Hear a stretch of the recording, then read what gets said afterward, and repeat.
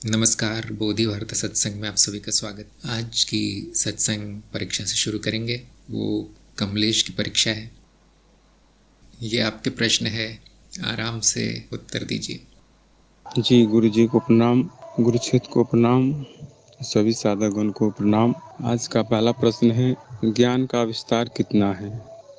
तो ज्ञान अनुभवों का व्यवस्थापन है या व्यवस्थीकरण, जो दो संबंधों के बीच में, दो अनुभवों के बीच में तार्किक संबंध बनते हैं, उसे हम ज्ञान कहते हैं। और ज्ञान का विस्तार बहुत छोटा सा है, जो कि जब हमें अज्ञान का नाश होता है तो अपने स्वयं स्वरूप का बोध हो जाता है। इतना ही ज्ञान होता है कि मेरा स्वरूप क्या है, मैं कौन हूँ, यही ज्ञान का विस्तार है। अगला प्रश्न है, समझना और जानना कैसे भिन्न है? तो ज्ञान मार्ग में गुरु जी द्वारा जो भी बताए जाते हैं उसको समझकर, उस पर मनन करके, उसके बारे में अपने अपरोक्ष अनुभव और तर्क के आधार पर जो कुछ भी जाना जाता है उसे जानना कहते हैं, या उसे प्रमाण भी हम कहते हैं, जो अपने स्वयं अपरोक्ष अनुभव और तर्क के आधार पर किया जाता है। अगला प्रश्न है, सत्य को आचरण में लाने के लिए क्या करना होगा? तो सत्य को आचरण में लाने के लिए क्या करना होगा? तो सत्य अनुभवों का वर्गीकरण है, जो कि कुछ मानदंडों के आधार पर निर्धारित किया जाता है। सभी का अपना अपना सत्य हो सकता है, जो कि व्यक्तिनिष्ठ हो सकता है सभी का। और सत्य वह है जो कि अपरिवर्तनीय है, जो किसी भी संदर्भ में नहीं बदलता, वह सत्य है, जिनका कठोर मानदंड बताया गया है कार्यक्रम में। तो सत्य को आचरण में लाया नहीं जाता, सत्य हुआ जाता है, जो कि मेरा स्वरूप सत्य स्वरूप है, जो कि मैं अनुभव करता हूँ। अगला प्रश्न है, तत्व की बहुमुखी गुण कौन से हैं? तो तत्व बहुमुखी गुण कौन से हैं? तो जो भी वस्तु के जो गुण होते हैं, जो कि उनका प्रकट रूप होता है, जो जिसे हम नाम रूप कहते हैं, उसको गुण को हटाने के बाद जो हमारा तत्व बचता है, जिसमें गुण नहीं है, जो तत्व है, जो जिसे हम तत्व कहते हैं, जिसमें से कुछ हटाया नहीं जा सकता, वो तत्व ही है, वही सत्स्वरूप है जिसे हम जानते हैं। अगला प्रश्न है, अस्तित्व में क्या असंभव है? तो जो है वह अस्तित्व ही है, अस्तित्व में अनंत संभावना है। अच्छा बुरा, द्वैत अद्वैत, सत्य असत्य, जो कुछ भी है वह अस्तित्व में है। तो अस्तित्व में असंभव असंभव सभी कुछ अस्तित्व में आ जाते हैं। अगला प्रश्न है, अनुभवकर्ता में अनुभव करने की इच्छा क्यों है? तो अनुभवकर्ता में अनुभव करने की कोई इच्छा नहीं है। अनुभवकर्ता तो सभी अनुभवों का दृष्टा है, साक्षी मात्र है। जो भी अनुभव हो रहे हैं वह अनुभवकर्ता के पृष्ठभूमि पे ही, उनके पटल पे ही सभी अनुभव, जो कि प्रतीति मात्र, मिथ्या प्रतीति मात्र होते हैं। अगला प्रश्न है, सभी अनुभव सात्विक हो इसके लिए कौन सी साधना अच्छी है? तो जो भी अनुभव हो रहे हैं वह अनुभव जो भी है वह प्रतीति मात्र है, जो कि परिवर्तनशील है। इसके लिए कोई साधना इसमें नहीं है। और जो भी परिवर्तनशील अनुभव है उस सभी का दृष्टा जो अनुभव करता है, जो साक्षी सभी का है। अगला प्रश्न है, तन मात्रा ही माया का तत्व है, सही या गलत? तो तन मात्रा जो भी वस्तु है उसकी सबसे छोटी इकाई, जिसे हम तन मात्रा कहते हैं, उससे छोटा कुछ होता नहीं है, वही तन मात्रा ही सबसे छोटी इकाई है। तो इसी को हम तत्व कहते हैं, ये सही है। अगला प्रश्न है, चित्तवृत्ति की क्या विशेषता है? तो चित्तवृत्ति की क्या विशेषता है? तो चित्त में जो वृत्ति में जो चलती है, जो कि वृत्त में दोहराव होती है, एक जगह से दूसरे जगह जो दोहराव जो प्रक्रिया चलती रहती है वृत्त में, उसकी विशेषता यही है जो वृत्त में चलती है। अगला प्रश्न है, नाद द्वैत परिवर्तन है, इस धारणा से क्या जाना जाता है? तो नाद दो अवस्थाओं का द्वैत परिवर्तन है जो कि चक्रीय है। ये तो स्वतः ही चलता रहता है, इसमें कोई धारणा नहीं लागू होता है, जो कि पराभौतिक पारमांसिक रचना है। जी गुरुदेव प्रणाम, मेरे उत्तर समाप्त हुए। धन्यवाद। आपको मिलते हैं 10 में से 6 अंक। तो आपको मूल ज्ञान काफ़ी अच्छा हुआ है। आपके उत्तर से लगता है कि आपको वो हिला नहीं पाए, आपको उलझन में नहीं डाल पाए वो प्रश्न, लेकिन अभी थोड़ी सी मनन की गहराई इतनी अच्छी नहीं हुई है और अभिव्यक्ति भी इतनी अच्छी नहीं हुई है। तो आपने प्रयास तो बहुत अच्छा किया है, संभावना दिख रही है, आप में आगे बढ़ने की संभावना है। तो पास हो गए हैं। अब चरण 4 में आप प्रयोग शुरू कर दीजिए, तो आप ज़रूर आगे बढ़ेंगे। गुरुदेव आपको बहुत बहुत धन्यवाद। मैं परीक्षा से बहुत डर रहा था कि मैं कैसे परीक्षा दे पाऊंगा, लेकिन परीक्षा की तैयारी के लिए सभी साधकों ने हमारी बहुत मदद की है। दिव्यकांति जी हो गए, वेदिका जी, अविनेश जी, सुबेश जी, विधान जी, सभी का मैं बहुत बहुत धन्यवाद करता हूँ। और गुरु जी आपको भी बहुत कोटि कोटि प्रणाम करता हूँ कि ये ज्ञान मार्ग जो आपने शुरू किया है, ये सबके लिए बहुत सौभाग्य की बात है। जी गुरु जी, मैं इतना ही कहना चाहूँगा, आपको कोटि कोटि धन्यवाद। हाँ जी, सबके लिए सौभाग्य की बात है। आपको इसका लाभ मिला, बहुत अच्छी बात है। ये कार्यक्रम का उद्देश्य सफल हो जाता है जब कोई परीक्षा में सफल हो जाता है। तो अब थोड़ा सा देख लेते हैं इनके।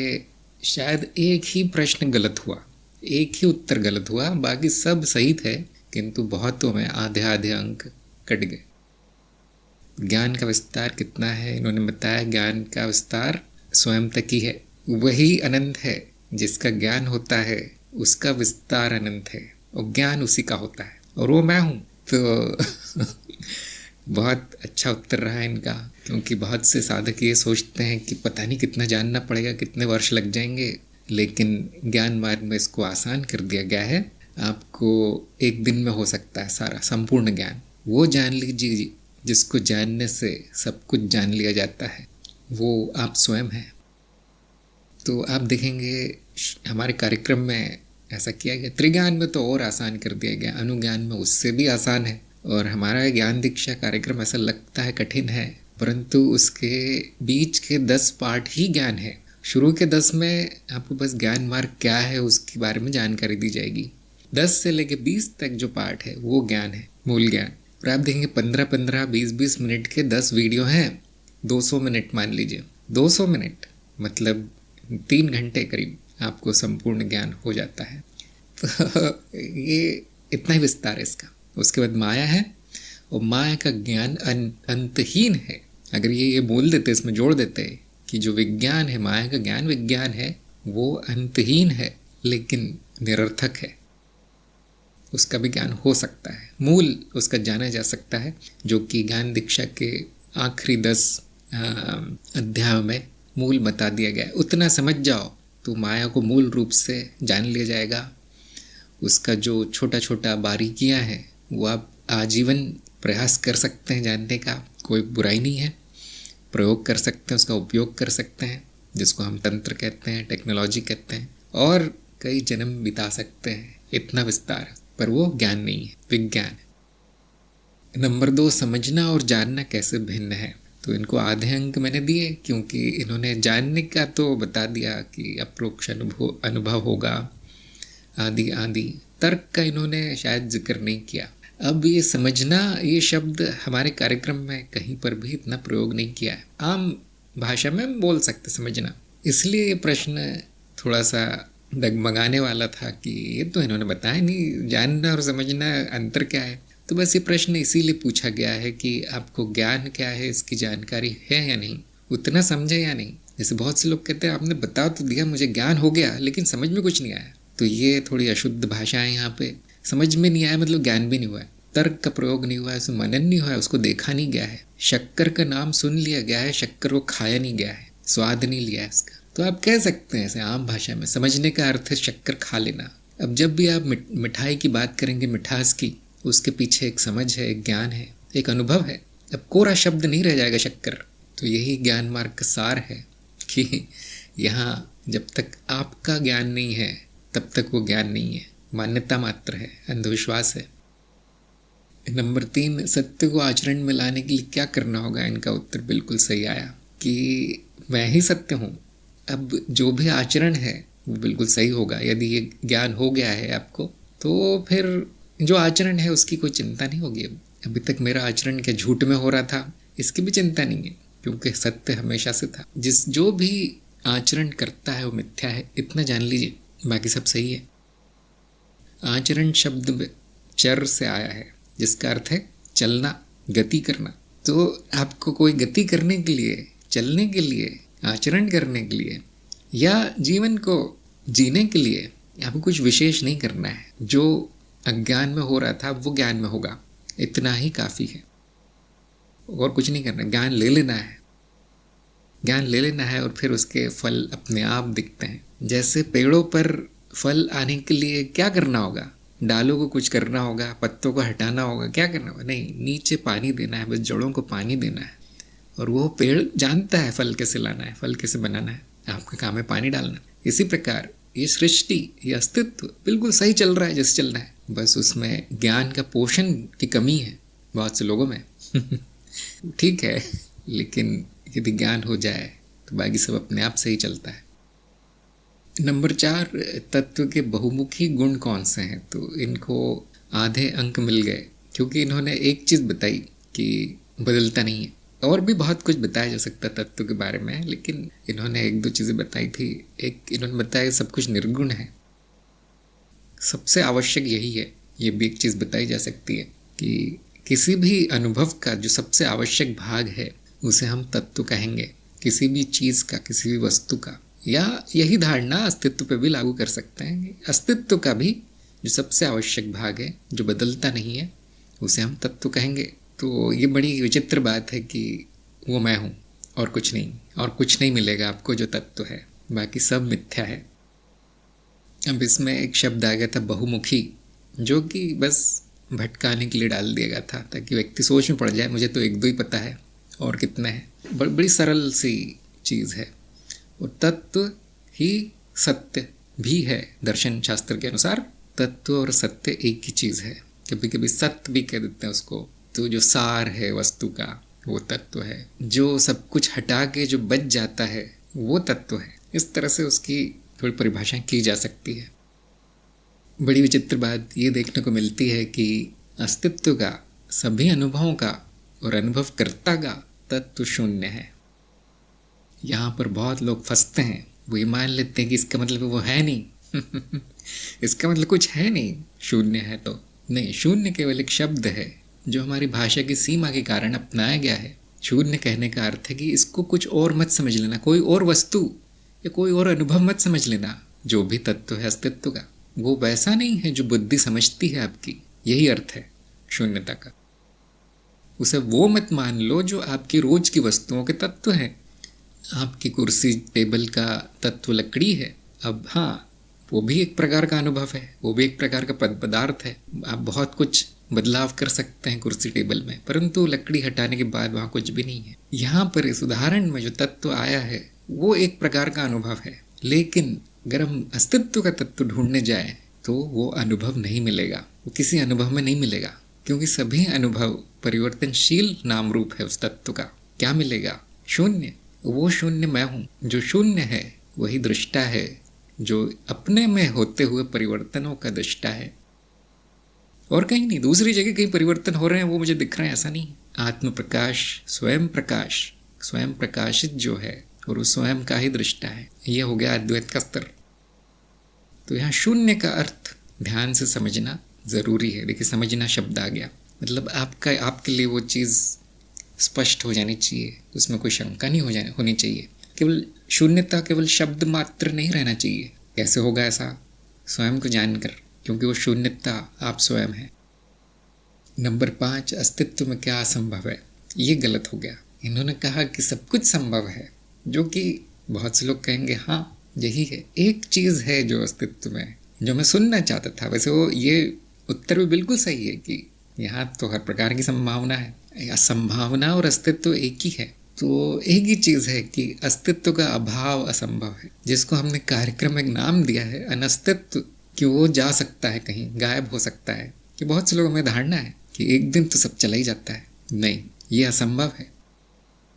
अब इसे कह सकते हैं थोड़ा सा बुद्धि का खेल मात्र है, शब्दों का खेल खेला गया है। लेकिन ये प्रश्न फिर आपके अस्तित्व के बारे में जो आपको ज्ञान हुआ है उसको जांचने के लिए बनाया गया है। तो तुरंत आना चाहिए था मन में कि हाँ, यहाँ पे अस्तित्व स्वयं का अभाव असंभव है। भले ही आप उसको शून्य कह ले, संभावना कह ले, जो भी शब्द कह ले, आप अभाव नहीं कह सकते। ये आप ये भी कह सकते ना अस्तित्व संभव नहीं, वो कल्पना है मनुष्य की। वो कल्पना के रूप में वो भी प्रकट है, ध्यान दीजिए। जैसे आप कहते ये नहीं है, अब वो उस विचार के रूप में प्रकट है। तो सब कुछ विचार ही है अस्तित्व में। अस्तित्व का विचार है। कविता बनाकर ऐसा कहा जा सकता है, जो भी प्रकट है वो अस्तित्व का विचार है। संपूर्णता ने जो कल्पना की है वही प्रकट है। तो इस तरह से सब कुछ होते हुए भी कुछ नहीं है, किंतु फिर भी वो अनस्तित्व नहीं कहलाएगा। तो शून्यता का अर्थ कुछ ना होना नहीं होता। शून्यता का अर्थ जो आप सत्य समझते थे वो नहीं, ऐसा मान सकते हैं, ऐसा बोल सकते हैं। जो भी आप समझते थे वो नहीं। तो यहाँ पे बुद्धि को विराम देना बहुत ज़रूरी है यहाँ पर आकर। और यदि ज्ञान अच्छा हुआ है तो बुद्धि अपने आप शांत हो जाती है यहाँ पर, क्योंकि और इसके आगे नहीं जाना जाएगा। बुद्धि विषयों को ही जान पाती है, इसलिए बुद्ध होना पड़ता है, बुद्धि के परे जाना पड़ता है, और वो आप पहले से हैं। इसलिए ज्ञान त्याग मात्र है। मान्यताओं का त्याग, कल्पनाओं का त्याग, अंधविश्वासों का त्याग, खालीपन। शून्य हो तो शून्य हो जाओ, ये शून्य ही आनंद है। नंबर 6, अनुभव करता में अनुभव करने की इच्छा क्यों है? बिल्कुल सही उत्तर आया इनका। इन्होंने कहा इच्छा नहीं है। हाँ, इच्छा नहीं है अनुभव करता में। मूक दृष्टा है। जैसे आप पूछ सकते हैं कि आईने में सब कुछ प्रतिबिंबित करने की इच्छा क्यों है? उसके सामने कुछ भी रखो, वो उसकी छवि बना के भेज देता है। क्यों है उसमें इच्छा? अब आप जान सकते हैं कि ऐसा कुछ है नहीं। इच्छा नहीं है उसमें कुछ, वो वैसा ही है। जो भी है उसको प्रकाशित कर देता है, प्रतिबिंबित कर देता है। और अनुभव करता भी ऐसा ही है। बस अनुभव हो रहे हैं, उसके सामने है, बस। इससे ज़्यादा आप उस पर कुछ भी थोपेंगे, आरोपित करेंगे अगर, तो वो काल्पनिक होगा। क्या होता है कि मनुष्य की इच्छा होती है, कभी ये अनुभव चाहिए, कभी वो चाहिए, कभी ऐसा चाहिए, कभी वैसा चाहिए, जो उसके अज्ञान के कारण है। और अनुभवकर्ता को भी नए नए साधक गुणों से आरोपित कर देते हैं, उस पर गुण डाल दिए जाते हैं कि हाँ, इसको तो ये पसंद है, इसकी तो ये इच्छा है, वो इसकी बोलते हैं, जबकि वो स्वयं वो है। तो ध्यान से देखिए, आप स्वयं अनुभव करता है और वो निर्गुण है, वृत्तिहीन है, इच्छा वृत्ति मात्र है। तो अब अद्वैत के स्तर पे आ जाते हैं। ब्रह्म या अस्तित्व में कौन सी इच्छा है? ये इच्छा क्यों है? नहीं, ये नहीं है। उसमें सभी इच्छाएं हैं, उसमें अनंत इच्छाएं हैं, केवल अनुभव करने की नहीं। जब जिसमें अनंत इच्छा है उसकी कोई इच्छा नहीं है। दोनों का अर्थ एक ही निकलता है। जैसे आपकी कहाँ जाने की इच्छा है, आप कहेंगे मुझे मुंबई जाना है, इसको कहा जाएगा हाँ एक इच्छा है। लेकिन आपको सभी शहरों में जाना है, आज ही जाना है। अब कहेंगे कि नहीं है, यहाँ पे कोई इच्छा दिख नहीं रही है, संभावना मात्र है कि आप सभी शहरों में जा सकते हैं, इससे ज़्यादा कुछ नहीं है। ऐसे ही अस्तित्व में अनंत संभावना है जिसमें कि सारी इच्छाएं आ जाती हैं, परंतु एक विशेष इच्छा आरोपित करना उस पर कि हाँ इसकी तो इच्छा है इसलिए अनुभव हो रहे हैं, ये कल्पना है, ये अर्थहीन मान्यता है। इसलिए ज्ञान का अर्थ घटाना। आपने जो भी आरोपित कर दिया था उसे हटाओ, शुद्ध कर लो उसको, और ये परम शुद्ध निरंजन मैं स्वयं हूँ। नंबर 7, सभी अनुभव सात्विक हो इसके लिए कौन सी साधना अच्छी है। इनको आधे अंक मिल गए क्योंकि इन्होंने कहा कि सभी अनुभव केवल हैं, सात्विक, राजसिक, तामसिक, ये सब माया है, मिथ्या है। मनुष्य के द्वारा विभाजित किया गया ऐसे अनुभवों को। अनुभव केवल हैं, जैसे हैं वैसे हैं, समाप्त। तो उनको सात्विक करने के लिए कौन सी साधना कर लो, वो संभव नहीं। तो इनको आधे अंक मिले। परंतु जो ज्ञान मार्ग में है, सभी को पहले शब्द पर थोड़ा सा ध्यान देना चाहिए कि सात्विक शब्द क्यों जोड़ा गया है यहाँ पर। सात्विक का अर्थ होता है, क्या होता है, वो तो सबका अपना अपना होगा, किंतु यहाँ पर मैं अपना बता देता हूँ सबका अपना अपना ही होता है अंत में। तो मेरे अनुसार सात्विक मतलब सत्य से परिपूर्ण, जिसमें सत्य के गुण हो। अब बड़ी मुसीबत आ गई यहाँ, तो ऐसी परिभाषा कर दी आपने सात्विक की, तो क्योंकि अनुभव में कोई सत्य गुण नहीं है, संपूर्ण अनुभव मिथ्या है। अब कितनी भी साधना कर लीजिए, वो सात्विक नहीं होगा।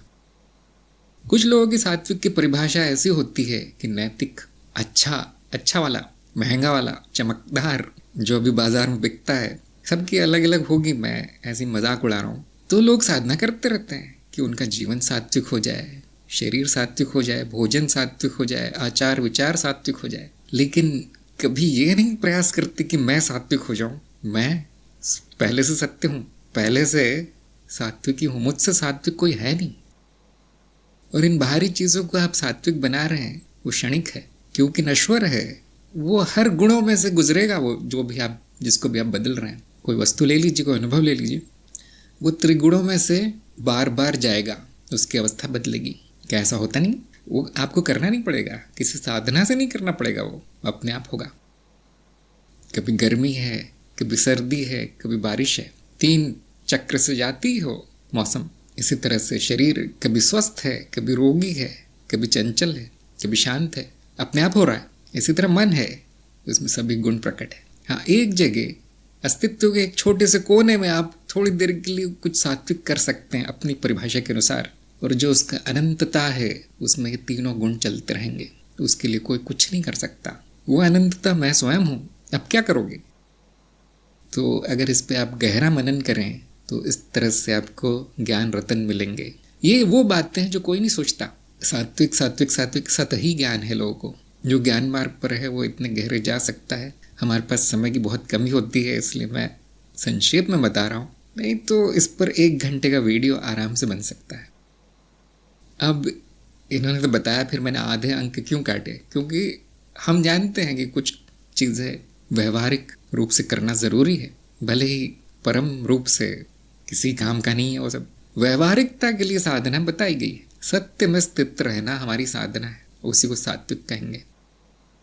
आपके अनुभव पता नहीं कैसे हो, लेकिन आप रहेंगे स्थित सत्य में। मनुष्य, जीव सत्य की रस्सी से बंधा है तो वो सागर में डूब सकता है, कोई घाटा नहीं होगा, कोई नुकसान नहीं होगा। यही साधना है हमारी। सत्य की रस्सी बांध लो और माया के सागर में कूद जाओ, क्योंकि और कुछ है नहीं, और कोई जगह है नहीं। अनंत सागर आपके आसपास, माया ही है केवल। और उस साधना का नाम है साक्षी भाव की साधना।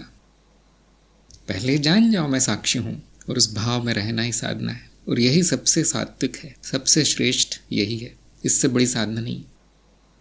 तो क्या आप जीवन भर करनी पड़ेगी? हाँ, आजीवन ही करनी पड़ेगी। वो ऐसा ही है कि मैं पुरुष हूँ, तो क्या मुझे जीवन भर पुरुष रहना पड़ेगा? हाँ कोई उपाय नहीं है। मैं साक्षी हूँ, तो क्या मुझे जीवन भर साक्षी? हाँ, जीवन भर साक्षी रहना पड़ेगा, कोई उपाय नहीं है। और क्या रहोगे? और क्या बन जाओगे? कुछ और बनने से ही तो मुसीबत आई है। स्वयं को कुछ और मान लेने से ही तो ये माया कष्टदायी हो गई है। तो इसीलिए व्यवहारिकता में, क्योंकि जीव दुखों में ग्रस्त है, पीड़ा में तड़प रहा है, उसको गुरुजनों ने अपनी करुणा के कारण साधना बता दी है। अंत में कोई साधना है नहीं, बेकार सी है सब साधना है। पूर्णता है अस्तित्व। साधना न करना बड़ी साधना है। तो मैं आपको अच्छी खबर दे देता हूँ कि आजीवन नहीं करना पड़ता है सब। जब तक आप में इतनी समझ बढ़ जाएगी, हाँ मैं ही साक्षी हूँ, जाने तो अब क्या करें, और कोई तरीका नहीं है रहने का, और कुछ होने का कोई विकल्प नहीं मेरे पास, तो आप वो साक्षी भाव की साधना भी छोड़ देंगे। अब वो स्वभाव हो जाएगा आपका। मैं पुरुष कैसे रहूं, कितनी साधना करूं? नहीं, कोई तरीका नहीं है आपको कुछ और होने का। समझ जाओ क्या हो, और प्राकृतिक जीवन जियो। जो पुरुष करता है कर लो, समाप्त कहानी। ऐसे ही मैं साक्षी हूं जान जाओ, हाँ, कुछ दिन संघर्ष करना पड़ेगा कि हूँ भी या नहीं, गुरुजी ने तो बताया था, मुझे तो लगता नहीं है। तो ऐसा संघर्ष कुछ दिन चलेगा। वो अपनी अपनी योग्यता है सबकी, मनुष्य में अलग अलग योग्यता होती है। कुछ मैं देखता हूँ 2 हफ्ते में वो स्थित हो गए साक्षी भाव में, ईमेल आता है अब तो आनंद ही आनंद है। मैंने कहा कुछ दिन और देख लो। रिश्तेदार, घर वाले, पति पत्नी तो नहीं आ गए, चला जाता है। तो कुछ लोगों को वर्ष लग जाएगा, कुछ लोगों को 5-10 साल लग जाएंगे, कुछ लोग आजीवन अशुद्धियों में रहेंगे। कुछ नहीं कर सकते उनका, वो या तो वस्तुओं के पीछे भागते रहेंगे या संबंधों के पीछे भागते रहेंगे या कुछ और तंत्र मंत्र सिद्धियों के चक्कर में भागते रहेंगे। तो अपने सत्य स्वरूप में आने के लिए कोई साधना नहीं लगती। आपकी इच्छा है, आप आज भी आ सकते हो, आज इस समय। हाँ, थोड़ी, क्योंकि मन तो चंचल है, थोड़ी देर में भाग जाता है कहीं, उसको बांध के नहीं रख सकते हैं। तो ये एक बड़ी कला है कि उसको खेलने दिया जाए माया के आंगन में, लेकिन साक्षी की दृष्टि रखें उस पर। जैसे माँ अपने बच्चों को खेलने देती है, लेकिन जैसे कुएं पर चढ़ने लगे, नहीं नहीं बाहर आओ, है ना, वहाँ नहीं जाना, बस ऐसे। बहुत बहुत ही साधारण साधना है। जिनसे ये नहीं होता उनको फिर कठिन साधनाएं दे दी जाती हैं। आगे चलते हैं। तन्मात्रा ही माया का तत्व है, सही या गलत? इसके आधे अंक मिले इनको, क्योंकि इन्होंने प्रयास तो अच्छा किया कि सबसे छोटा यही है, इकाई यही है, इससे कम नहीं हो सकता, और अनुभव में से तन्मात्रा को हटाया नहीं जा सकता। परंतु उसको तत्व नहीं कहेंगे, माया का तत्व भी शून्य है। ये भी कार्यक्रम में बताया गया था, जब माया की विशेषताएं गिनाई गई थी, बताया गया था कि इसका भी तत्व नहीं है। फिर परिकल्पना कर ली गई है कि नाद से बनी है, नाद से उपजी है माया, और वो नाद ही तन्मात्रा के रूप में प्रकट होता है। तो विज्ञान के हिसाब से देखा जाए तो हाँ, तन्मात्रा तत्व है। कौन सा विज्ञान? सांख्य विज्ञान। वहाँ पर इसी को तत्व कहा गया है। ऐसे 20-25 गिना दिए गए हैं, वो आप अपने मन से अपनी आवश्यकता के अनुसार, उपयोग के अनुसार नए नए बना सकते। तन्मात्राओं का वर्गीकरण किया जा सकता है, हमने भी किया है। लेकिन आप जानते हैं कि जितनी इंद्रियां उतनी तन्मात्राएं, और इंद्रियां आनी जानी है, आवश्यकता के अनुसार बनती रहती हैं, इंद्रियां बिगड़ती रहती हैं, प्रकट होती रहती हैं, विलीन होती रहती हैं। वो तत्व कहना इतना सटीक नहीं होगा। विज्ञान के हिसाब से कभी कभी कह देते हैं माया का तत्व है, थोड़ा सा कठिन हो जाए कहना, फिर भी मैंने आधे अंक दे दिए। तो नंबर 9, चित्त वृत्ति क्या विशेषताएं हैं? इसमें भी आधे मिले इनको, क्योंकि इन्होंने वृत्त में चलती इतना बोला। और भी बहुत सी विशेषताएं चित्त वृत्ति की।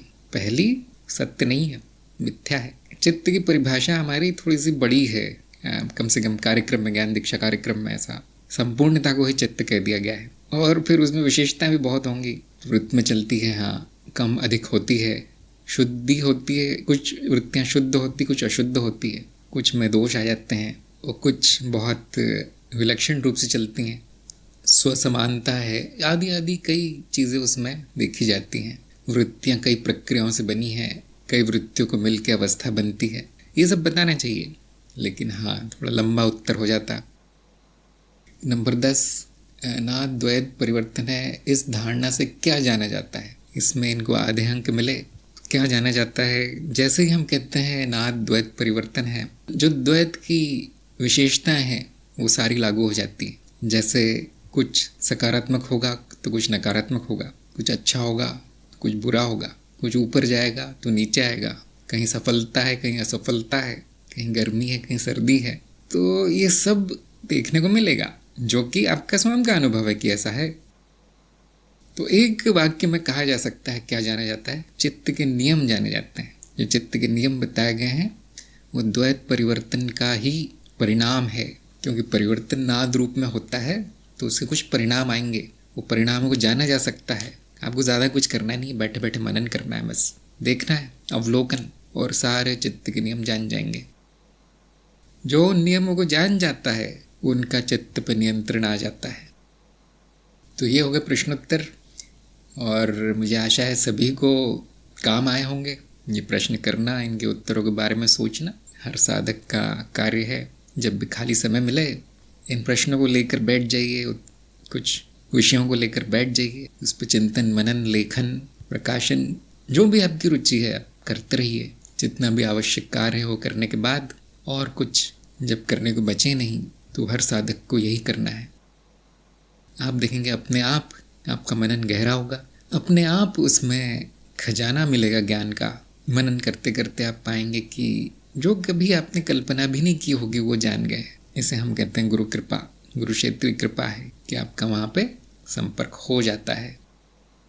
ध्यान दीजिए वो भी आप ही हैं, स्मृति क्षेत्र ही है, आपको बस वहाँ संपर्क करना है। जैसे किसी संपर्क करने के लिए आप उसका नंबर घुमाते हैं फ़ोन में, संपर्क हो जाता है। तो मनन वो विधि है जिसमें आप गुरु क्षेत्र को फ़ोन लगाते हैं, संपर्क करते हैं, और फिर वहाँ से जो आता है उससे आपका ज्ञान दृढ़ हो जाता है। उसमें एक भावना आती है मैंने स्वयं जाना है। ये ऐसा नहीं है कि किसी और ने मुझे बता दिया मैंने मान लिया है। निश्चय आ जाता है कि हाँ यही है, ऐसा ही है। और अगर शंका आ जाए तो उसके लिए सत्संग है।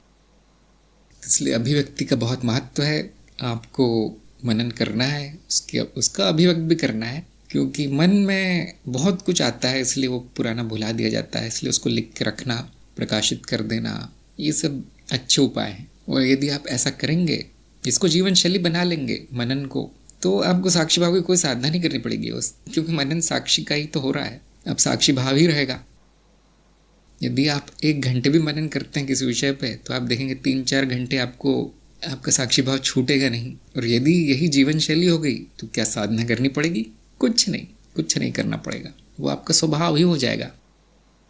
हिमेश का प्रश्न आया है कि भारत में ही इतने ज़्यादा मात्रा में तत्वज्ञानी और योगीजन क्यों हैं? वो हर जगह पाए जाते हैं, लेकिन खासकर भारत में ही क्यों है? क्या इस भूमि पर गुरु क्षेत्र खास कृपा है? क्या इस भूमि में जन्म मात्र से ही दीक्षा बराबर है? भारत में जन्म लेने का फ़ायदा ये है कि यहाँ प्रचुर कृपा है। वास्तव में इसकी अधिकता है, यहाँ जन्म लेना ही दीक्षा के बराबर है। क्यों है आपने पूछा है, तो ये बात इतनी सटीक नहीं है, क्योंकि सारे जगत में ही है ज्ञानी लोग, सारे जगत में ही आध्यात्म के साधक हैं। भारत में जनसंख्या ज़्यादा है इसलिए ज़्यादा हाँ वो वैसे नहीं है जैसे भारत के, उनका थोड़ा सा आप कह सकते हैं कि संस्कृति अलग है, भाषा अलग है, किंतु सभी जगह सर्वव्यापी है। सारी सृष्टि में ज्ञानी, योगी, ऋषि, मुनि, वैज्ञानिक पाए जाते हैं। यदि आप प्रतिशत के हिसाब से देखें तो बराबर ही मिलेगा। जैसे भारत में 100 करोड़ हैं अगर लोग, तो 100 के 100% ज्ञानी नहीं है। किसी ने गिनती तो नहीं की है, परंतु करोड़ों में 1 को होता है ज्ञान, करोड़ों में 1 होता है योगी। तो अज्ञानी भी बहुत हैं कभी कभी ऐसा भी दिखता है कि बाकी देशों की तुलना में यहाँ ज़्यादा अज्ञान है।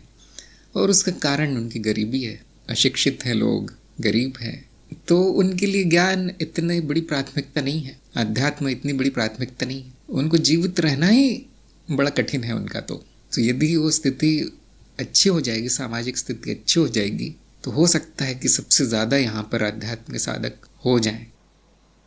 क्योंकि पहले ऐसा था, प्राचीन काल में ऐसा था कि अध्यात्म ही सबसे बड़ी चीज़ थी यहाँ पर। तो वो संस्कृति ऐसी बन गई है, किंतु सच में नहीं है सब में। कैसे पता है ये सब? आप एक कुछ मसालेदार फिल्मी गाना डाल दीजिए यूट्यूब में, 1 लाख लोग देखेंगे उसे एक ही दिन में, 1 लाख। अब तत्व ज्ञान का एक वीडियो डाल दीजिए अच्छा खासा विस्तार में, उसे 10 लोग देखते हैं। 6 महीने बाद आप जाके देखेंगे वहाँ ऐसे 100, 120 इस तरह से व्यूज़ रहते हैं। तो ज़्यादा मात्रा नहीं कही जाएगी यहाँ, लेकिन है, मात्रा बहुत कम है, लेकिन जो भी है बहुत बड़ी चीज़ है। आप लोगों के मन में उसके लिए जिज्ञासा है, जानने की इच्छा है, आप भाग्यशाली हैं। फिर आप उन 1 लाख लोगों में से नहीं हैं जो कि बस कहीं माया में लीन है, खो गए हैं, सो गए हैं, आपकी आंखें खुल रही हैं। ये मतलब बड़ी कृपा है। क्यों नहीं हो सकता सबको ज्ञान? क्यों नहीं हो सकता करोड़ों लोगों को? इस बारे में सबको मनन करना चाहिए। ये प्राकृतिक है। 99% ऐसे ही रहेंगे, हमेशा ऐसे ही रहेंगे। जब युग बदलता है थोड़ा प्रतिशत आगे पीछे होता है, पूरा समाप्त नहीं होता। अज्ञान का प्रतिशत पूरा समाप्त नहीं होगा। अभी कलयुग है, इसलिए अज्ञान का प्रतिशत बहुत ज़्यादा है। 100% अज्ञानी है आप कह सकते हैं। गिने चुने लोगों को थोड़ा बहुत ज्ञान है। ज़्यादा मात्रा कहना ठीक नहीं होगा, लेकिन इतनी बुरी भी नहीं स्थिति। उसका दिया जला के रखा है हमने। कलयुग की आंधी में भी ज्ञान का दिया जला हुआ है।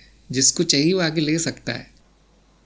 मैं भी अपना छोटा सा एक योगदान कर रहा हूँ, बहुत ही छोटा है ये। वो मेरा लक्ष्य था 5-6 लोगों को ज्ञान हो जाए वो लक्ष्य से अधिक कार्य कर दिया मैंने, तो मेरे गुरु खुश हैं। आप भी अपना कार्य कर लीजिए, आगे बढ़ जाइए, बाकी जनसंख्या जिसने उसको पैदा किया है वही करेगा उनका कुछ, हमारा काम नहीं है। अपना स्वयं का प्रकाशित करते रहिए। अब ये मत सोचिए कोई देखेगा नहीं, कोई पढ़ेगा नहीं, नहीं वो कोई नहीं देखेगा। जैसे मैंने बोला है, ज्ञान की आंधी में ज्ञान के दिया उसे कोई ध्यान नहीं देता, वो आपके लिए है। गुरु क्षेत्र सुन रहा है, आप जो अभिव्यक्त करते हैं वो आम जनता नहीं, गुरु क्षेत्र सुनता है। आम जनता आम चीज़ें सुनती है। तो मैं ऐसा नहीं कहता कि आप वो सब ना करें, बिल्कुल कीजिए। जिसमें जनता का आकर्षण है वो भी अभिव्यक्त कर सकते हैं, कोई बुराई नहीं है। नाच गाने में क्या बुराई है, नाटक कहानियाँ सब अच्छा है, क्योंकि मैं तो सब करता हूँ। उसमें से एक आध को हो सकता है कि उसमें रुचि आ जाए जो मैं करता हूँ, और वो फिर चले आते हैं यहाँ पर खिंच कर कि हमें भी वो जानना है जो आपने जाना है, और फिर वो मेरे शिष्य हैं। तो खुद का प्रकाश फैलाते रहें, खुद ही प्रयास करते रहिए। कोई प्रयास छोटा नहीं होता, कोई बड़ा नहीं होता। उसके पीछे भावना क्या है वो ज़रूरी है। आप प्रयास करेंगे तो आपके पास अपने आप आएंगे। जो ज़बरदस्ती लोगों को ला रहा है मार्ग पर, वो ठीक नहीं कर रहा, उसकी बुद्धि में कुछ गड़बड़ है। आपको नहीं पूछना है किसी को। स्वयं दीप्ता ने कहा, क्या चित्त खुद के स्वरूप का अनुभव कर सकता है? हाँ, जो भी अनुभव हो रहा है वो चित्त का ही हो रहा है। वो स्वरूप आप स्वयं ही है, आप ही का रूप है वो। जो भी अनुभव है वो चित्त स्वयं है। हम कभी कभी बांट देते हैं अनुभवों को कि जगत का, शरीर का, मन का, फिर इतने में खुश नहीं होते हम, तो और बंटवारा कर देते हैं। जिसको हमने परतों का मॉडल कहा है उसका अनुभव होता है। चित्त का तत्व आप स्वयं हैं, उसका अनुभव नहीं होता। वो अनुभव नहीं है, वो अनुभव करता है। निम्स ने कहा है, आनंद ने कहा है, क्या मैं आपका शिष्य नहीं हूँ? वो तो आपको निर्धारित करना है कि आप किसको गुरु बनाना चाहते हैं। जिसको भी गुरु बनाना चाहते हैं उनके पास जाके याचना कर लीजिए कि मैंने आपको सुना है, मैंने आपको पढ़ा है, जो आपका मार्ग है वो मैं सीखना चाहता हूँ, आगे क्या करूँ? और फिर जो गुरु बताते हैं वो करना है। जैसे आप रास्ते में किसी के पास जाके बोलें, क्या मैं आपका भाई नहीं हूँ? अब वो क्या बोलेगा? बोलेगा भाई तो हो, लेकिन मैंने पहली बार देखा तुमको, कौन हो, कहाँ से आए हो, तुम्हारे माँ बाप का नाम क्या है, ये सब पूछेगा ना वो। इसी तरह आप कहीं से आ गए हैं, पूछ रहे क्या मैं आपका शिष्य नहीं हूँ? मैं बोल सकता ना, मैं तो जानता भी नहीं कौन हो। अगर आपको सीखना है कुछ तो ही शिष्य बन सकता है कोई ना। सीख का क्या अर्थ है हिंदी में? शिष्य का भ्रष्ट रूप सिख हो गया है। जो संस्कृत शिष्य है, शिक्षण, उसी को हिंदी में सीखना कहा गया है। आप सीखना चाहते हैं तो शिष्य है, नहीं तो दर्शक हैं। आनंद उठाइए। हिमेश ने कहा, मनन को जीवन शैली कैसे बनाओ? पहले तो आप मार्ग पे चलिए। आपने जो भी गुरु चुना है उनके निर्देश पे चलिए। वो गुरु आपको बताएंगे मनन कैसे करना है, और फिर आप उसको जीवन में व्यवस्थित रूप से उतार पाएंगे। तो मैंने तो बताया है चरण 4, जैसे हम परीक्षा लेके लोगों को चरण 4 में भेजते हैं, तो परीक्षा के पहले मैं कहता हूँ कि मनन ज़रूरी है। वो जो 1 महीना जो दिया जाता है पाठ्यक्रम पे मनन करने के लिए, वहाँ पे वो सीखते हैं कि मनन कैसे करना है, प्रश्नों के उत्तर कैसे ढूंढ के लाना है, श्रवण को मनन में कैसे बदलना है, ये सब बताया गया है। तो मैं जो बताता हूँ वो बड़ा व्यवस्थित होता है। जिसकी भी इच्छा है मनन को जीवन शैली या ज्ञान को जीवन शैली बनाने की, साक्षी भाव में स्थित होने की, उसको जीवन में उतारने की, वो अगर निर्देश मानेंगे तो हो पाएगा। श्रवण से शुरू होता है, बिना श्रवण के मनन नहीं होगा। श्रवण भी इधर उधर 1-2 वाक्य सुनना श्रवण नहीं है, तो कैसे करूँ? वो गुरु बताता है। तो आपके जो भी गुरु है वहाँ जाके पूछ सकते हैं। आनंद ने कहा है आपको गुरु मानता हूँ, तो निर्देश पे चलिए। फिर मैंने जो निर्देश दिए हैं वो कर लीजिए। हमने 3 कार्यक्रम शुरू किए हैं, अनुज्ञान, त्रिज्ञान और ज्ञान दीक्षा। आपको जो भी उनमें से अच्छा लगता है उस पर कार्य करना शुरू कर दीजिए। मैं आपको लिंक कर देता हूँ। लिंक तो वैसे सब ऊपर ही पड़ा हुआ है सब। तो जो भी सीखना चाहता है यहाँ पर जाकर उन कार्यक्रमों से शुरुआत कर सकता है। जिसको पता ही नहीं कि मेरा मार्ग क्या है, मैं करूँ या नहीं करूँ, वहाँ पे बहुत सारी सुविधाएं हैं जिससे आप अपना मार्ग जान सकते हैं, अपना मूल्यांकन कर सकते हैं। और तरह तरह की दूसरे आश्रमों की भी सूची है वहाँ, दूसरे गुरुजनों की भी सूची है। आप चुन सकते हैं जो चाहिए। और जो मुझसे सीखना चाहता है उसको ऐसे व्यवस्थित रूप से चलना चाहिए। और मेरा तो यही सुझाव रहता है, अनुज्ञान से शुरू करना चाहिए, क्योंकि वो बहुत जल्दी हो जाता है। 1 या 2 दिन में आप पूरा कर सकते। और उसमें आपको अगर संभावना दिखे तो ही ज्ञान दीक्षा करना चाहिए। वो करना चाहिए तो फिर पूरे निष्ठा के साथ करना चाहिए। ऐसे नहीं कि 1-2 साल तक वैसे ही पड़ा है, वो तो रद्दी हो जाएगा। स्वयंदीप्ता ने कहा है, प्रतिपल घटते जीवन के खेल में हर चीज घटती जाती है, पर वह क्या है जो प्रतिपल बढ़ रही है। क्योंकि अस्तित्व संपूर्ण है, यहाँ पर कुछ बढ़ता नहीं है ना कुछ घटता है, तो केवल प्रतीत होता है। जीवन भी संपूर्ण ही है। जीवन में यदि कुछ जा रहा है, ऐसा लगता है कि वो अब नहीं है, परंतु बहुत कुछ आ भी जाता है। जैसे अभी अभी प्रश्न आया था कि द्वैत है, नाद है, द्वैत इसमें चित्त के नियमों से क्या जाना जाता है। तो एक नियम है संतुलन का नियम, कि नाद जितना ऊपर जाता है उतना नीचे भी जाता है, ठीक उतना ही जाएगा, ज़्यादा नहीं। जो ऊपर जाएगा तो ठीक उतना ही जाएगा, कम नहीं ज़्यादा नहीं। संतुलन बना लेता है वो। जो कुल ऊर्जा है नाद में वो शून्य रहती है। जो कुछ जाता है कुछ आ भी जाता है, ये जीवन का खेल है। तो जब आपका जो परिचित अनुभव है वो जाने लगे, समाप्त होने लगे, तो ऐसा लगेगा कुछ घट रहा है, किंतु नए अनुभव आने लगते हैं, नई घटनाएं होने लगती हैं, फिर वो ऐसा लगेगा अब बढ़ रहा है। यहाँ पर बताना ठीक रहेगा कि साधक के जीवन में अज्ञान घटता जाएगा। उसके जीवन का ऐसा खेल है, देखिए सबका अपना अपना रहेगा। साधक के जीवन में अज्ञान घटता जाएगा, सांसारिकता भौतिकता घटती जाएगी और आनंद खुशी शांति बढ़ती जाएगी।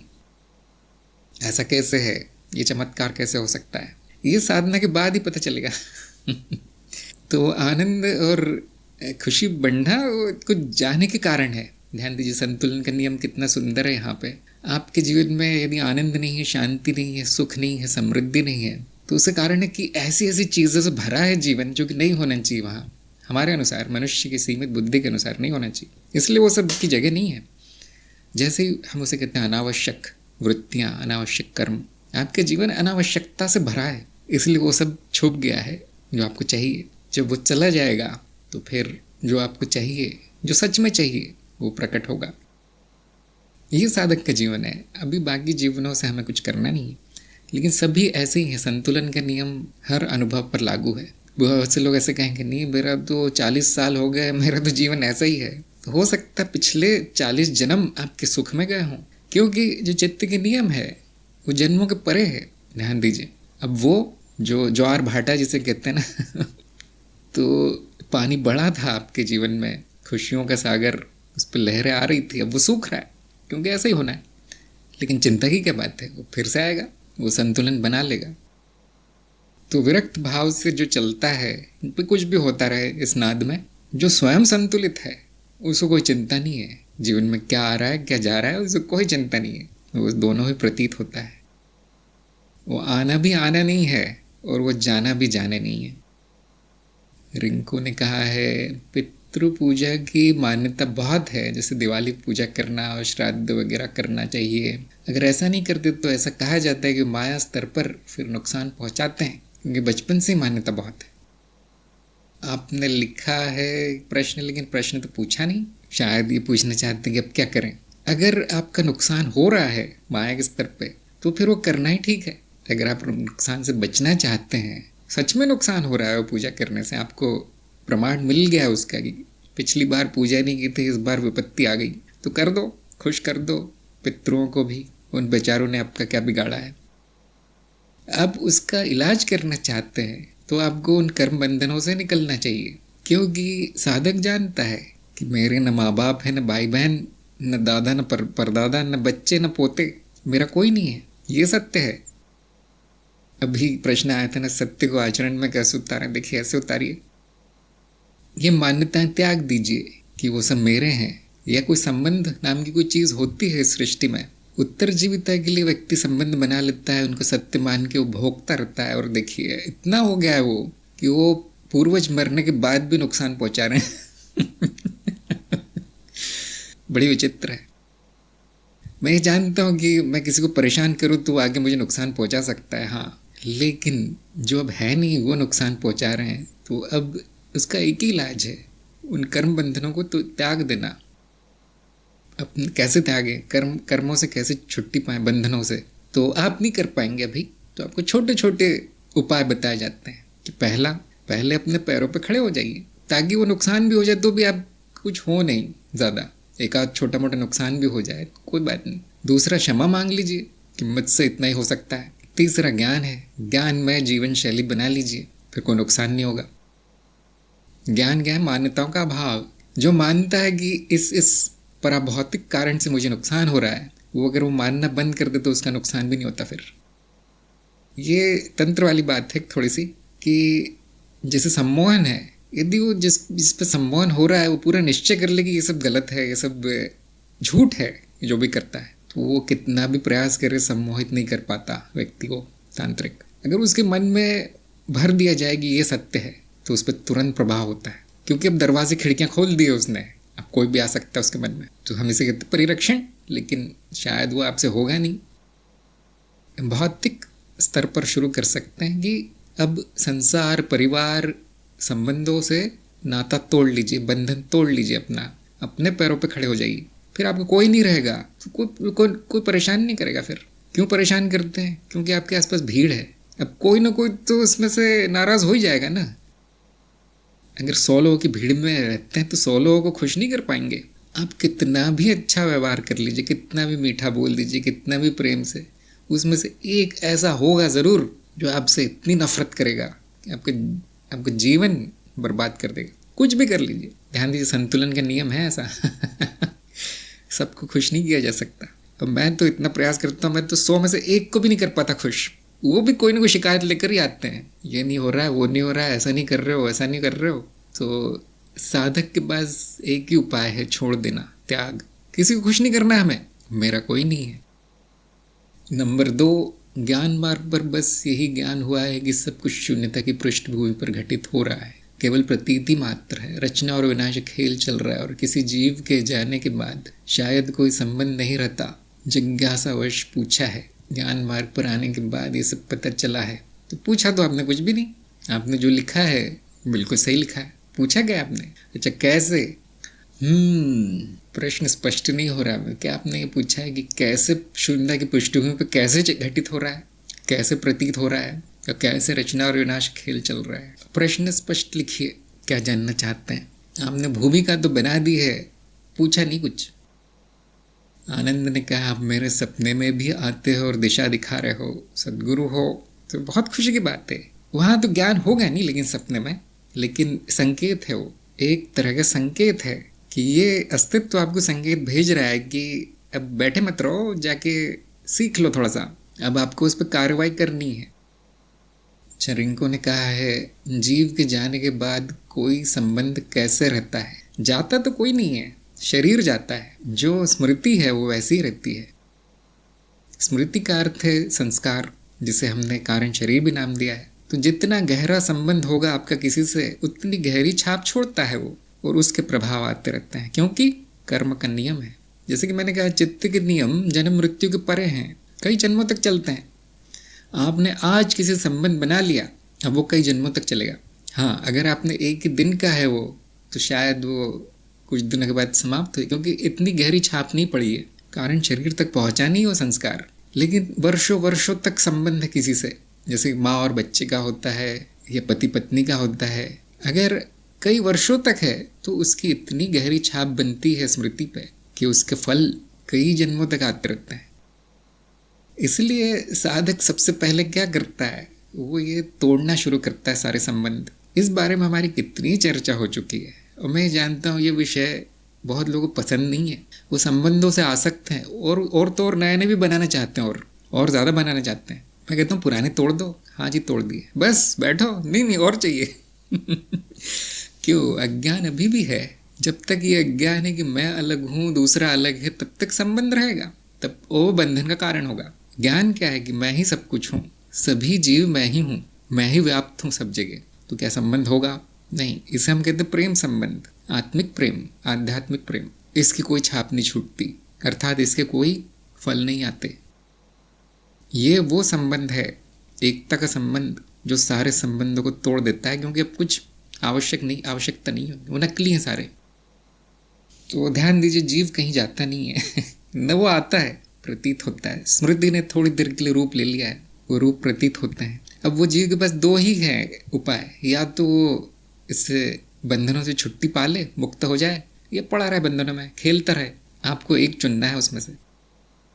यदि आप नहीं चाहते हैं मृत्यु के उपरांत अगले जन्मों में, पिछले जन्मों के सब समाप्त करना चाहते हैं, तो आपको पहला कदम तो उठाना पड़ेगा।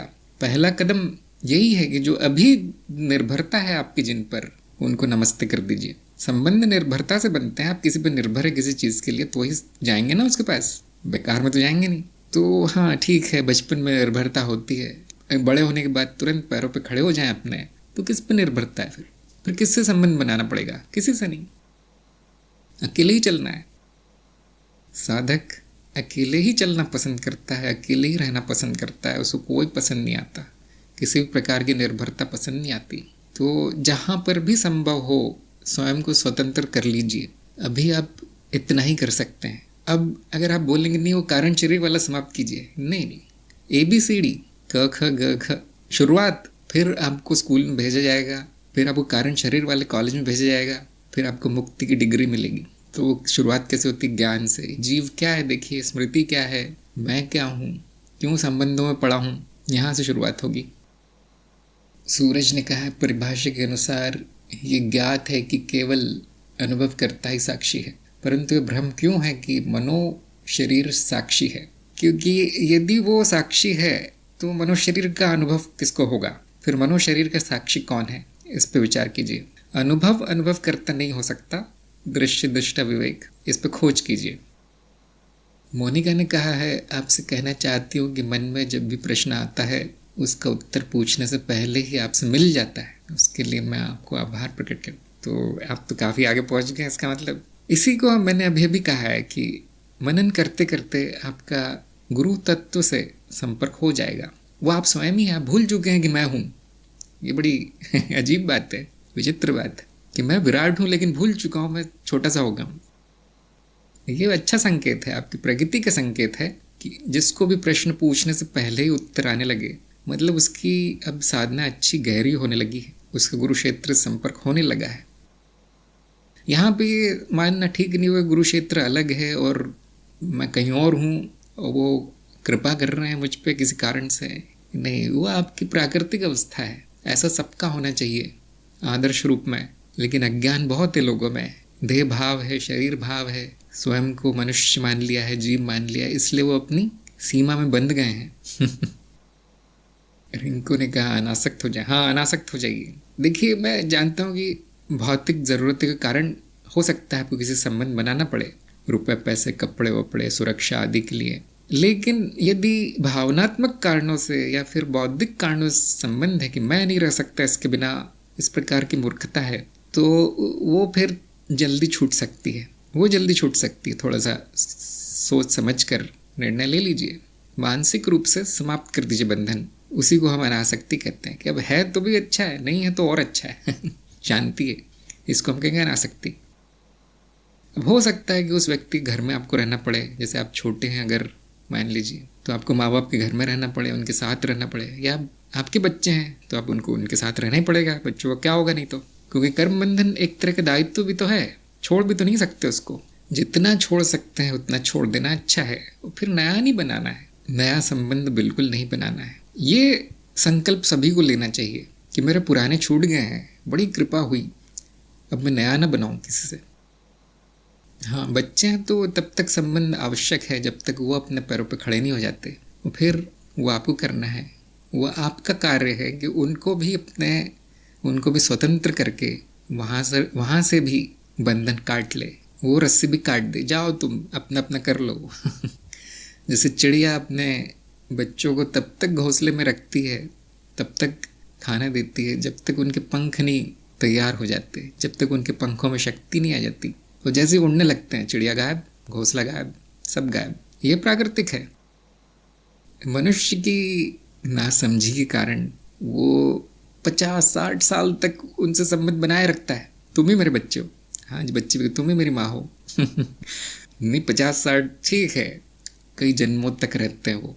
आपके जो माँ बाप थे वो पहले आपके बच्चे थे, आपके जो दादा दादी हैं वो अब आपके बच्चे हैं। मनुष्य की स्थिति बहुत बुरी है, सामाजिक प्राणी होने के कारण ये हो गया है, अपने आप ही हो गया है। अब आपको थोड़ा सा एकदम से निकल नहीं पाएंगे, जैसे बहुत लोग होते हैं वैरागी हो जाते हैं, चले जाते हैं घर छोड़ के, थोड़ी सी गालियाँ खाते हैं, वो बात सही है, लेकिन उसका भी फल आता है। क्योंकि हो सकता है एक दो कर्तव्य थे उनके, वो छोड़ दिए। तो कभी कभी उनके गुरु अपने ऊपर ले लेते हैं, जाओ तुम्हें जहाँ जाना है जाओ, सन्यासी हो जाओ, बाकी मैं संभाल लूँगा। लेकिन अभी कलयुग है, अभी कोई गुरु तैयार नहीं है आप ही को संभालना पड़ेगा जो भी है। तो अगर आप फंस चुके हैं बंधनों में तो उनको निपटा दीजिए, अपनी बुद्धि से, अपने कौशल से समाप्त कर दीजिए, अपना कर्तव्य खत्म कर दीजिए जितनी जल्दी हो सके, फिर वहाँ से निकल जाना है। तो बच्चे पैदा करने से पहले सोचना चाहिए, लेकिन शायद उस समय ज्ञान नहीं होता किसी को। और प्रारब्ध पर भी निर्भर है कि प्रारब्ध में अगर ये है कि हाँ इस बार बच्चे होने चाहिए, शादी होनी चाहिए, तो वो फिर होकर रहता है, कितना भी ज्ञान हो जाए वो हो ही जाता है फिर, क्योंकि जो पहले से पूर्व निर्धारित है वो ठीक नहीं किया जा सकता। तो आप चिंता मत कीजिए, आपकी मुक्ति भी पूर्व निर्धारित है, लेकिन वो बैठे रहने से नहीं होती, प्रयास करना पड़ता है। जैसे बीज डालेंगे तो धान उगेगा, खाना बनेगा, पूर्व निर्धारित है, ऐसा नियम है, ऐसा ही होगा, लेकिन बैठे रहेंगे तो नहीं उसके लिए कर्म ज़रूरी है, बीज डालने का कर्म, उसको पानी देने का कर्म वो ज़रूरी है, बाकी पूर्व निर्धारित है। ऐसे ही साधक की प्रगति होकर रहती है, लेकिन बैठे रहने से नहीं। इसको हम कभी कभी सांकेतिक प्रयास भी कहते हैं। शुरू कीजिए। देवीदास ने कहा है, मेरे मन में जब प्रश्न होते हैं तब आप मुझे छोटे छोटे वीडियो भेज देते हैं, आप मेरे मन की बात कैसे जानते हैं मैं तो सबके मन की बात जानता हूँ। और मूल रूप से मैं इतना जानता हूँ कि सभी आप लोग जो आए हैं सत्संग में आते हैं वो ज्ञान के भूखे हैं, और उनके लिए जो है चाय पानी भेजता रहता हूँ रोज खाओ पियो आराम करो। तो हो सकता है मैं हर चीज़ न जानता हूँ किसके मन में क्या है, लेकिन इतना जानता हूँ कि आपका कल्याण किस में है, आप क्या चाहते हैं, नहीं तो मेरे पास क्यों आते हैं। और फिर वो मेरा कार्य है कि आपको भेजता रहूं कुछ ना कुछ। सभी साधुओं के मन में करीब करीब एक जैसे ही प्रश्न होते हैं, करीब करीब एक जैसी समस्या होती है, कोई बड़ा थोड़ा सा विचित्र होता है। तो जब भी मैं कुछ वीडियो आदि बनाने का प्रयास करता हूँ तो मेरे मन में यही होता है कि शायद ये इनके काम आ जाए, ये मैंने यहाँ कुछ कहा है, शायद ही किसी काम आ जाए, किसी का प्रश्न हो, वो वैसा ही होता है। हाँ, सभी कर्तव्यों का पालन अनासक्त होकर करना है, मेरे ही कर्म है ये स्वीकार करना है। जब आप स्वीकार कर लेंगे तो उनसे छुट्टी आसान है। वो ऐसा ही है जैसे आप रस्सी लेते हैं, अपने पैरों को बांध लेते हैं, और फिर शिकायत करते हैं मैं चल नहीं पा रहा, कोई कुछ करो, किसी ने मुझे कुछ कर दिया है, किसी ने मुझे बंधन में डाल दिया है। शायद भूल चुके हो आपकी मैंने रस्सी बांधी है, कोई आके बताता है कि देखो यार तुम्ही ने बांधी है, ये खोल दो, चल पाओगे, तुम्हारा ही किया हुआ है। तो जैसे ये स्वीकार कर लेते हैं हम कि हाँ मेरा ही किया हुआ है, मेरा ही कर्म है, अब उससे छूटना आसान हो जाता है। जब तक आपके मन में ये भावना है कि किसी और ने मुझे बंधन में डाला है, किसी और ने रस्सी बांधी है, कोई और ही आगे खोलेगा, ये कोई चमत्कार हो जाएगा ऊपर से, तो कुछ नहीं होगा। जो मैंने किया है उसी को मैं सुधार सकता हूँ, कोई और नहीं करता। ये नहीं पूछना जी क्यों किया, हाँ अज्ञान है कई जन्मों से अज्ञान है, तो अज्ञान में कुछ ना कुछ होता है। अज्ञान तो है ही, अब वो ज्ञान हो जाए तो भी कुछ ना कुछ होता है। क्यों? क्योंकि माया का कारोबार चलता रहता है, कुछ ना कुछ हो जाएगा। तो अब स्वयं को ही उसका जिम्मेदार समझना है, किसी और को नहीं, और उस स्थिति से चले जाना है, हट जाना है। त्याग ही उपाय है, ठीक नहीं होगा कुछ, त्यागा ही जाएगा, क्योंकि लिया आपने है। तो अब उसका उपाय जो लिया है उसको ठीक करके नहीं होगा, उसको वापस देकर, छोड़कर, जहाँ से लिया वहीं छोड़ देना है। माया से आपने जो लिया है माया को वापस कर देना है। आनंद ने कहा है कि मैंने इंतज़ार करने का फैसला किया था, जब मैं ज्ञान मार्ग शुरू करने के लिए कदम बढ़ाता हूँ तो कुछ न कुछ घटित होता है, लेकिन सब मिथ्या है, वही भाव आनंद देता है। अब ये बड़ी विचित्र घटनाएं हैं। मेरी जो समझ है उसके अनुसार ये ज्ञान मार्ग पर चलने का कारण नहीं है, कुछ और कारण होगा। आपने इसको अपनी साधना के कारण मान लिया कि मैंने शायद कुछ गलत कर दिया है। बहुत लोग करते हैं ऐसा होता है कि आप कुछ करने जाओ, कोई घटना घटित हो जाए तो मन में एक विचार आ ही जाता है कि शायद मैंने ये जो किया था कल उसके कारण हुआ है। जैसे आज कहीं नुकसान हो जाए, कोई चीज़ गुम हो जाए, तब आपको याद आने लगता है कि मैंने परसों किसी को गाली दी थी, एक हफ्ते पहले मैंने किसी से पैसे उधार लिए थे, वापस नहीं दिए तो ऐसे संबंध बनने लगते हैं अनुभवों में। अब आपके मन में ये शंका आ गई कि ज्ञान मार्ग पर चलने से अशुभ घटनाएं होने लगी है, लेकिन इस प्रकार के दृश्य दिखना आदि मुझे नहीं लगता कि ये कोई बहुत बड़ी बुरी स्थिति है, कोई विघन है, ऐसा नहीं लग रहा। तो हो सकता है एक दो अशुभ घटनाएं हुई हो और आपके मन में आया हो कि मैंने कुछ गलत फैसला लिया है, तो आपने ठीक है इंतज़ार कर लिया। तो अब एक और प्रयोग कीजिए, एक और बार चल के देखिए, और अगर फिर से कुछ अशुभ घटनाएं हो जाए और इस तरह के कुछ दृश्य दिखने लगे, तो फिर आपको फिर कोई और मार्ग चुन लेना है। क्योंकि मैं भी ये नहीं चाहता कि कोई डर के इस मार्ग पे चले, या किसी लोभ में चले कि मुझे कुछ मिल जाएगा, ये शंका में चले कि पता नहीं है ठीक है या नहीं। जब कोई निश्चिंत हो तो ही उसको उस मार्ग में आना चाहिए। और यदि आपका अनुभव आनंद का हो, सुख का हो, शांति का हो, तो ही ये मार्ग है। लेकिन फिर भी आप एक और मौका दे सकते हैं, उसके बाद भी शंका बची रहे तो छोड़ देना है। विघ्न और उपाय के वीडियो में एक बताया गया है कि कभी कभी साधना के लिए सबसे बड़ा अवरोध हमारा चित्त ही पैदा करता है, क्योंकि वो बहुत शक्तिशाली है, लेकिन चित्त ही सब कुछ है, सृष्टि। तो इस तरह के अनुभव भी बना सकता है जिससे कि साधक स्वयं शंका में पड़ जाए। क्योंकि बहुत से लोग मानते हैं मेरा मन है, मेरा चित्त है, ये ऐसा क्यों करेगा, नहीं मेरा कुछ नहीं है, वो अज्ञान है, सब हो रहा है। और व्यक्ति में यदि अहम भाव बहुत है, किसी प्रकार की अशुद्धि है, डर है, तो उसका चित्त ही अपने आप निर्मित कर लेगा, ये ऐसी स्थितियाँ निर्मित होने लगेंगी अपने आप। ये विघ्न और उपाय के वीडियो में बताया गया, 2 वीडियो हैं इस तरह के। तो आनंद का आनंद ही आनंद है। हाँ, आपका नाम ही आनंद है, तो चलते रहिए। बाहर जितनी भी घटनाएं होती हैं उसका आपके मार्ग से ज़्यादा संबंध है नहीं। मेरा मार्ग है या नहीं, ये बाकी दूसरी घटनाएं, सपने वपने, ये सब निर्धारित नहीं करते। आपका आकर्षण कितना है उस मार्ग की तरफ, वहाँ पे समझ में आता है या नहीं, ज्ञान हो रहा है या नहीं, कुछ लाभ हो रहा है या नहीं, ज्ञान लाभ, शंकाएं मिट रही हैं या नहीं, प्रश्नों के उत्तर आ रहे हैं या नहीं, ये निर्धारित करता है कि वो मार्ग है या नहीं। बाकी कुछ नहीं। मेरी सब्जी जल गई कल, ज्ञान मार्ग मेरा नहीं है। ठीक नहीं है ऐसा मानना। आनंद ने कहा मरने से पहले मरने का अनुभव हो गया, ऐसा भी लगा। कोई बात नहीं, अनुभव तो अनुभव है, लगना तो कुछ भी है, कुछ भी लग सकता है, उसका कोई अर्थ नहीं है। मार्ग निर्धारित कीजिए, अपने जीवन का लक्ष्य निर्धारित कीजिए, और फिर जो भी लगता रहे चलते रहना है। क्योंकि मन है, आज ये लग गया कल वो लग गया, तो इसी में जीवन न बीत जाए कहीं। छोटा सा ही है जीवन। जो सबसे महत्वपूर्ण है वो जान लीजिए और उसके वो कर लीजिए पहले। फिर ये तो चलता रहेगा खेल, भ्रम, ऐसा अनुभव वैसा अनुभव, वो सब आजीवन चलेगा। आजीवन क्यों, अनंत काल तक चलेगा। जिसके जीवन का लक्ष्य होता है उसको फिर कुछ और नहीं दिखाई देता। कुछ भी हो रहा है उसके आसपास उसको नहीं दिखाई देता। छोटी घटना के बड़ी घटना भी नहीं दिखाई देती उसको। जिसके जीवन का लक्ष्य नहीं है उसके लिए छोटी सी चीज़ भी पहाड़ जैसी हो जाती है।